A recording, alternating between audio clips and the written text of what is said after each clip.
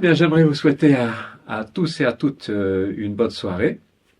Et comme la semaine dernière, nous nous retrouvons avec le Père et le Fils, avec Jean et Pierre Kempf. Mais ce soir, c'est Pierre qui va nous raconter un petit peu son expérience, qui a fait de lui aussi, un peu plus tard, un missionnaire. Alors Pierre, comment ça a démarré tout ça? Est-ce que tu peux nous dire comment tu es arrivé déjà à devenir pasteur, missionnaire?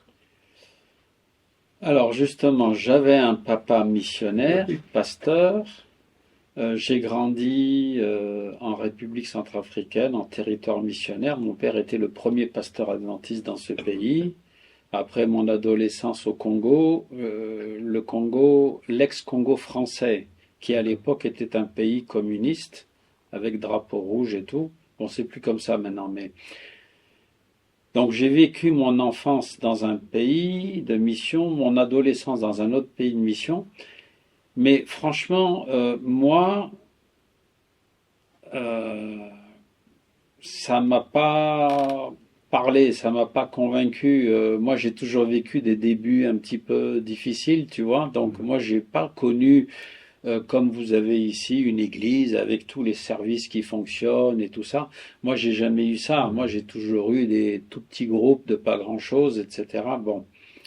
Donc, franchement, ça me plaisait pas. Donc, moi, faire pasteur, moi, c'était pas question. Donc, moi, je me suis orienté sur autre chose. C'était, bon, déjà, je voulais, quand j'ai passé mon bac au Congo, j'ai voulu rentrer en France pour faire des études.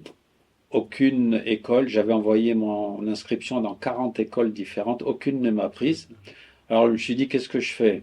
Bon, ben, si c'est comme ça, je retourne en Afrique, mais je vais pas retourner en Afrique faire n'importe quoi. Et c'est là que j'ai commencé à préparer une expédition pour traverser tout le continent africain par les fleuves. Et bon, ça m'a pris presque 3 ans pour préparer ça, parce que les sponsors, ils donnent pas l'argent comme ça. Donc il a fallu construire un énorme projet qui finalement, il y avait la télévision, il y avait les journalistes, il y avait la radio, il y avait et également on était officiellement soutenu par le ministère de la Coopération et le ministère des Affaires étrangères. Donc c'était devenu une grosse machine et on avait tout un tas de matériel et tout ça. Et bon, on a commencé au Sénégal, notre traversée de l'Afrique, et ça a pris un an jusqu'à arriver au Kenya. Donc c'était 13 pays traversés et 15 000 kilomètres au total. Par fleuve, en fait. Hein. Oui, oui, enfin, essentiellement par Essentiellement. fleuve, un peu par la mer aussi. Ouais. Euh, et à 3 reprises, il y avait un petit peu de route à faire pour changer de bassin Ouais, fluvial. d'accord. Bon, donc c'est pendant cette expédition, au milieu, à peu près à milieu, oui, parce que ça a duré de janvier à décembre, et c'est au mois de juin que tout d'un coup, il y a une voix qui a résonné dans ma tête. Quand l'expédition sera finie, tu iras étudier théologie. Et moi, j'en revenais pas d'entendre cette voix, parce que pour étudier théologie, il faut que ça me plaise. Moi, je m'en fous, ça m'intéresse pas. Moi, je préfère faire autre chose. Et donc, j'ai continué l'expédition, mais tous les jours, il y a cette voix qui revenait dans ma tête. J'avais beau la chasser, elle revenait. Bon, quand on a fini l'expédition et qu'on est rentré le 2 janvier 82, parce que c'était toute l'année 1981, c'était l'année de mes 24-25 ans, le 2 janvier 82, on revient à Paris, et là, euh, il y a des gens qui m'abordent et qui me disent, on voit que euh, t'es sérieux, tu tiens bien le coup, t'as réussi cette expédition à la mener jusqu'au bout. Eh ben, écoute, si tu veux en faire d'autres, on est là, on te soutient, t'as qu'à demander, t'as pas de problème pour les C'est financements bon. et tout ça. Ah bah alors tu parles, aller te faire théologie. C'est là que j'ai commencé à préparer une autre expédition pour aller faire la même chose en Chine. Sauf que début 82, la Chine, c'était pas comme maintenant. C'était aussi compliqué d'aller en Chine à l'époque qu'aujourd'hui aller en Corée du Nord. Hein. Ouais. Donc je veux dire, c'était encore complètement fermé. Donc là, tu pouvais aller nulle part Oui. sans avoir quelqu'un qui te Policier à côté cornaque et qui qui te suit partout et qui surveille Oui. tous les gens, tout ce que Tout tu ce que fais et tu tout fais. ça. Enfin bref, bon. Mais bon, c'était quand même intéressant de partir du haut de l'Himalaya et de descendre le Yangtze-Kiang et puis de traverser tout le pays. Bon. Mais voilà, la voie continuait à insister, à insister, à insister, ce qui fait que au bout d'un moment, c'est vrai que ça devenait vraiment perturbant. Hmm. Alors je me rappelle que j'avais dit, à un moment j'avais pensé, de toute façon je peux pas y aller parce que j'ai pas de sous. Moi je dépends des financements pour l'expédition, mais moi-même j'ai pas d'argent. Étudier théologie, il faut des sous. Et moi, je sais que je suis pas, comme on dit, une flèche. Moi, quand j'étudie, ça me prend du temps. Quand je fais quelque chose, je suis pas quelqu'un qui réfléchit très très vite. Moi, j'ai toujours besoin de temps. Et je savais que j'arriverais pas à la fois à étudier et avoir un job en plus à côté. Donc, je me rappelle avoir pensé, euh, si j'étais marié, que j'avais une femme qui bosse pendant que j'étudie, elle fait rentrer les sous pendant que j'étudie, d'accord. Mais comme je vois absolument personne avec qui je peux le faire, eh bien, Ouais. donc c'est pas la peine. Alors pour moi, l'affaire était réglée. Maintenant, c'est pas théologie, c'est la Chine. 8 jours plus tard exactement, mes 2 sœurs débarquent à la maison avec une copine allemande à elle. Et au moment où je la vois, mais j'avais pas encore vu sa tête. Je n'ai vu qu'une partie du corps. J'entends une voix dans ma tête qui me dit c'est elle. Alors, normalement, quand on se dit ça y est, on a trouvé l'âme sœur, on est content. Mais moi, je me rappelais ce que j'avais dit une semaine avant. C'est moins drôle. L'excuse pour pas aller à Collonges, c'était que justement, j'ai pas la femme. Et tout d'un coup, Dieu me dit, voilà, t'as la femme. Ah, mais comment je vais me dépatouiller de toi? C'est pas possible, tu peux pas me laisser tranquille? Bon. Sur le coup, j'ai rien dit, j'ai Ouais. pas montré rien. Bon. Il s'est passé, je sais pas, au moins 2 mois où j'ai rien montré, j'ai rien dit. Mais au bout de 2 mois, bon, je sais pas, ça a commencé à travailler. Je me suis dit, bon, euh,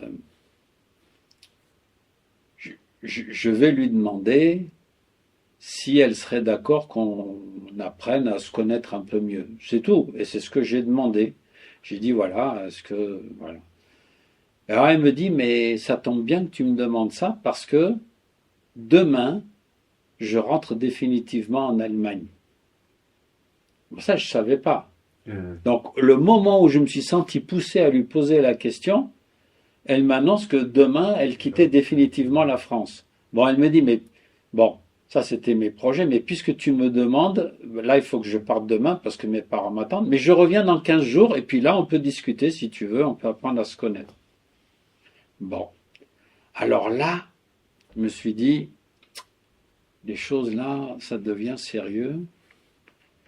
Et c'est là que j'ai fait la première prière, peut-être depuis que j'avais l'âge de 10 ans. Donc là, j'étais maintenant c'était au moment où je passais à 26. C'était au moment où je passais à 26 ans, là. C'était au moment de mon anniversaire de 26 ans. Et j'ai fait la première prière. Et ma première prière, oui, la dernière fois, j'étais encore petit gamin. Et ma prière, ça a été, écoute Dieu, j'ai pas envie de te parler, mais vu que tu veux pas me lâcher, alors bon, je m'adresse à toi. J'ai pas envie d'aller faire théologie, mais si vraiment tu veux que je le fasse, alors tu fais que je le sente parce que je le sens pas. C'était le soir, je me suis endormi et le lendemain matin, je me réveille et de nouveau la voix, comme tous les jours, va faire théologie. Et tout d'un coup, je me surprends à penser, tiens, ce serait pas mal. Et tout d'un coup, je me suis arrêté, quoi? Encore hier, ça m'énervait de penser ça, et tout d'un coup, maintenant, je trouve que c'est bien. Et puis c'est là que je me suis rappelé la prière de la veille au soir, et là, ça a été ma première expérience de prière où j'ai vu comment Dieu peut vraiment changer les choses avec une prière. Hein, il tapait à la porte, mais tant que je ne le laissais pas rentrer, il était là à taper à la porte. Mais une fois que je lui ai dit « je suis prêt », hop, pouf, il est rentré. Bon. Donc, du coup, la fille allemande, elle revient au bout de 15 jours. Et alors, je me suis dit, bon, si Dieu, il m'a dit c'est elle, c'est que lui, il sait que c'est bon, ça va fonctionner. Donc, j'ai pas besoin de prendre le temps de connaître. Alors, elle revient, je lui dis, je vais aller faire théologie. Elle me dit, c'est bien. J'ai dit, est-ce que tu veux m'épouser? Elle me dit oui. On est parti faire les démarches à la mairie pour faire les papiers et un mois plus tard, on était mariés. D'accord. Et 6 jours après le mariage, on était ici à Collonges. Parce qu'à l'époque, on n'avait pas le droit de se marier pendant l'année scolaire. Oui, il fallait être marié avant ou après. Donc là, on était mariés juste avant. Juste avant. Et j'arrive. Sauf que je me retrouve en cours de théologie. J'avais encore jamais lu la Bible de ma vie. Quand j'étais enfant, j'avais entendu les histoires qu'on raconte aux enfants, à l'école du sabbat des enfants. Mais j'avais jamais lu la Bible moi-même. Et je me retrouve en cours de théologie. Oh là, mais de quoi il parle là? Je comprenais rien. Alors il y avait quelqu'un qui avait l'air sympa, j'ai dit, tu peux m'expliquer? Alors toi tu connais, c'était Rémi Ballet. Oui. Et il m'a donné des études bibliques et j'ai été baptisé à la fin de la première année de théologie. D'accord. Mais effectivement, ça me prenait tout mon temps pour étudier, parce que moi j'avais 2 fois plus de boulot que les autres, parce qu'il n'y avait pas que les travaux de recherche à faire, il y avait que j'apprenne à connaître la Bible aussi, parce que je la découvrais. Alors j'avais beaucoup plus de travail, ça me prenait un temps fou les études, et j'étais à plein temps là-dessus, j'avais pas le temps de bosser à côté. Alors moi, je pensais que Dieu m'avait donné la femme pour faire aller rentrer les sous. Ben non, ça n'a pas fonctionné parce que elle est tombée enceinte très vite et c'était à 2 reprises de suite pendant les études, 2 grossesses successives qui ont été très rapprochées.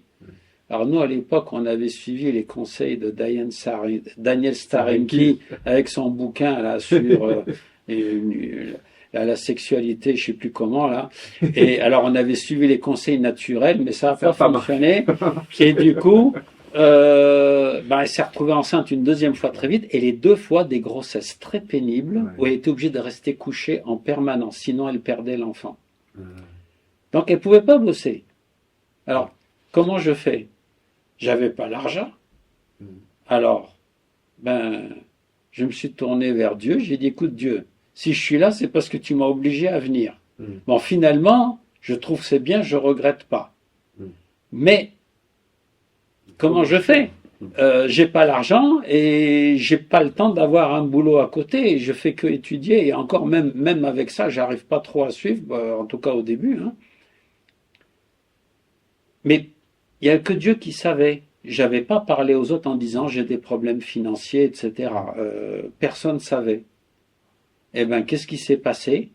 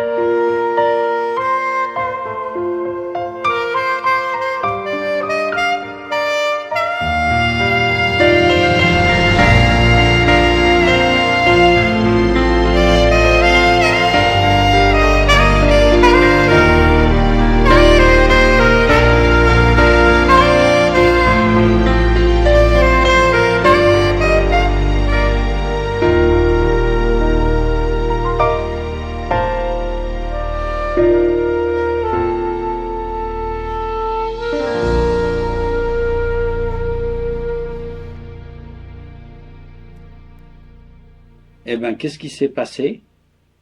Pendant les 4 ans d'études, régulièrement, je trouvais dans la boîte aux lettres une enveloppe avec un peu d'argent. C'était jamais beaucoup. À l'époque, c'était en francs. Je trouvais des 20 francs, des 50 francs, des 100 francs. C'était le grand maximum, mais ça a été rare, 100 francs.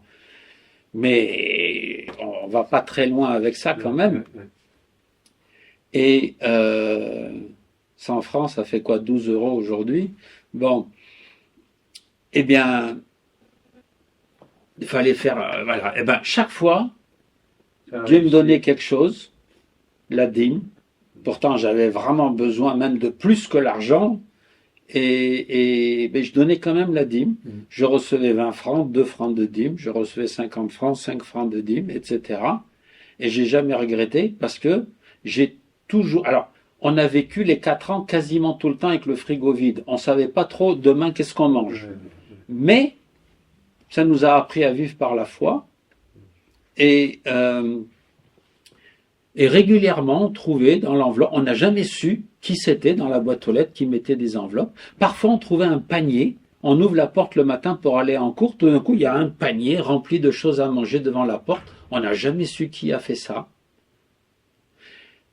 Bon, une fois, Dieu, alors, une fois, mon père, justement, c'est la seule fois pendant les 4 ans d'études où il m'a donné de l'argent. Et là, il m'a donné 1000 francs. Bon, dans la situation où j'étais, j'avais même besoin de plus que 1000 francs. Mais là, déjà, c'était la seule fois où j'ai reçu autant. J'étais content, je me sentais riche. Waouh, merci Seigneur, on va pouvoir faire des choses avec ça. Et pendant que je prie, j'entends une voix dans la tête qui me dit « Donne cet argent ». Alors j'ai oublié le nom, c'était une fille qui faisait théologie aussi. Et en plus, c'était une fille que j'appréciais pas. Je la trouvais très bizarre. Mais il me dit « Donne l'argent à cette fille ». Alors moi, c'est quoi cette arrière? Attends, c'est l'argent de mon père et j'en ai besoin. Et j'ai résisté pendant 3 jours. Mais au bout de 3 jours, sans arrêt, ça me disait « Donne, donne ». Alors bon, un peu la mort dans l'âme, j'ai dit « Bon, ben, je vais donner ». Alors j'ai fait comme d'autres faisaient pour moi, j'ai mis les 1000 francs dans une enveloppe, j'ai mis de manière anonyme dans sa boîte aux lettres, et voilà. Et alors 2 jours après, c'était le vendredi soir, et elle dit « Je veux témoigner ». Alors il paraît que maintenant c'est plus à la chapelle, mais à l'époque les vendredis soirs c'était à la chapelle. Bon, et je veux témoigner. Et elle dit, voilà, Dieu a répondu à mes prières et j'ai reçu de quoi me permettre de continuer parce que sinon j'allais être obligé de quitter les études. Donc c'est là que j'ai vu que j'avais pas rêvé. Et quelques jours plus tard, il y avait une enveloppe dans la boîte aux lettres et Dieu m'a rendu les 1000 francs. C'est la seule fois où j'ai reçu 1000 francs, c'est quand j'avais d'abord donné les 1000 francs. Donc les 1000 francs, il me les a rendus. Voilà. Et pendant les 4 ans, j'ai vraiment pu expérimenter comment Dieu a, jour après jour, a pris soin de nous. Et voilà. Alors, je ne sais pas si j'ai encore le temps, mais toujours dans le cadre de ce temps d'études. Bon, quand on est ici, c'est difficile d'être sans voiture quand même. Hein. Donc, on avait une très vieille voiture qui tenait à peine. Mais bon, elle roulait quand même, c'était une vieille R12. Et à un moment donné, ma femme, elle était partie, on avait les 2 enfants tout petits dans la voiture, les 2 bébés, et elle roule, et dans un virage, la voiture part en tête à queue et elle fait un accident parce qu'elle se tape avec une autre voiture. Mais heureusement, pas de blessés, etc. Bon. Et à ce moment-là, elle regarde les pneus. Et là, franchement, on était inconscients. J'avais pas du tout fait attention aux pneus, j'avais pas regardé les pneus, mais les pneus étaient totalement lisses. On voyait même la trame. La trame. Trame métallique, là, tu sais, là, hein, qui passait à travers. Et alors, on était là, comment on fait? Il faut acheter des nouveaux pneus, mais on n'a pas l'argent. Alors, je prie.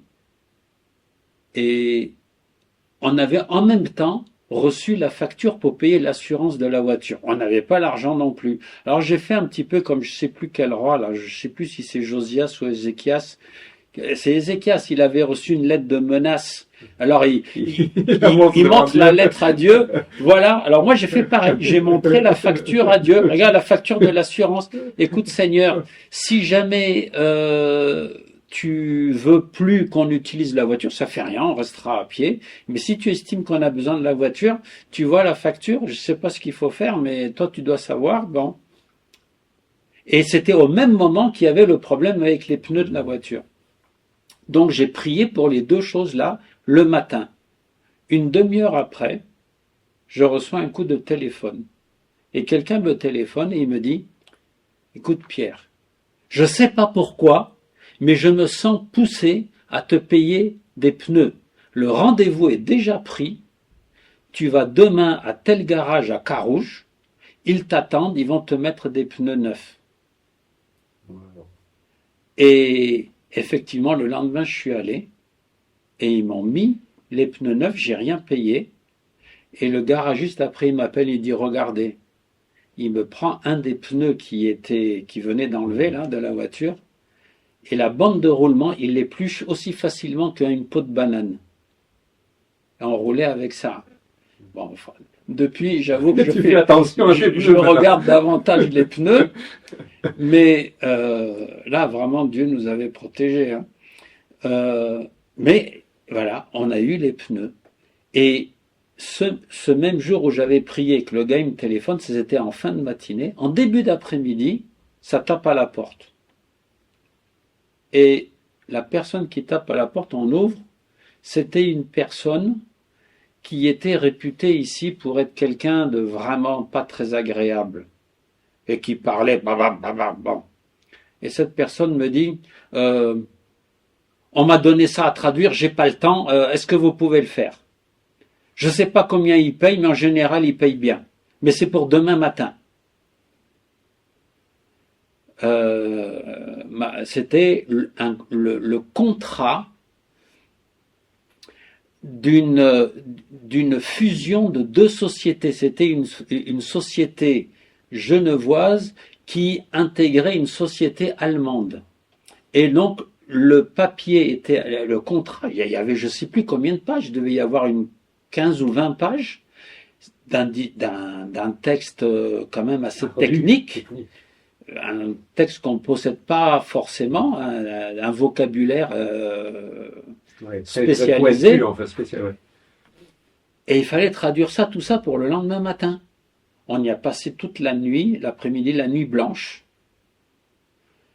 Et ma femme, elle traduisait de l'allemand en français approximatif, et puis moi, je mettais en français à peu près correct.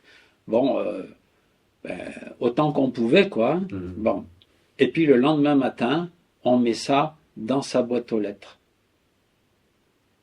Une semaine après, on reçoit une enveloppe avec l'argent de la traduction. Et c'était au franc près exactement la somme pour payer l'assurance de la voiture.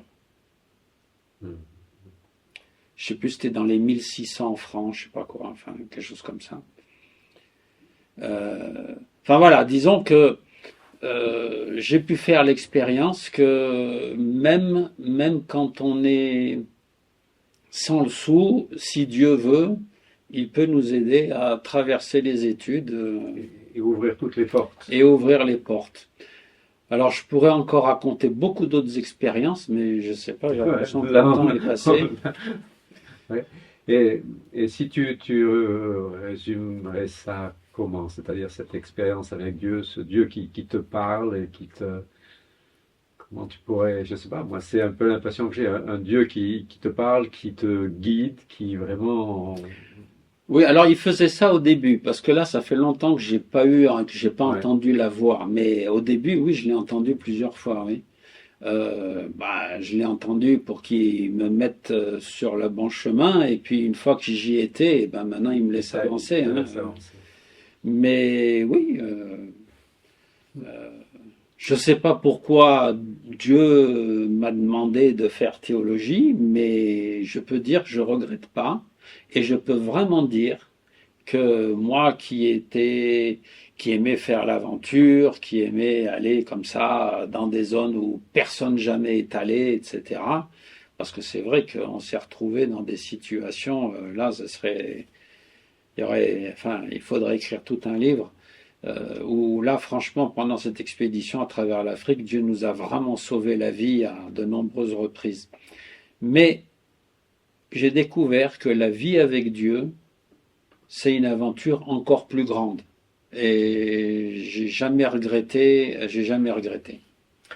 Ben, écoute, merci Pierre pour ce témoignage. Et puis je souhaite à nos auditeurs un bon sabbat et à vendredi prochain, Dieu voulant. Merci.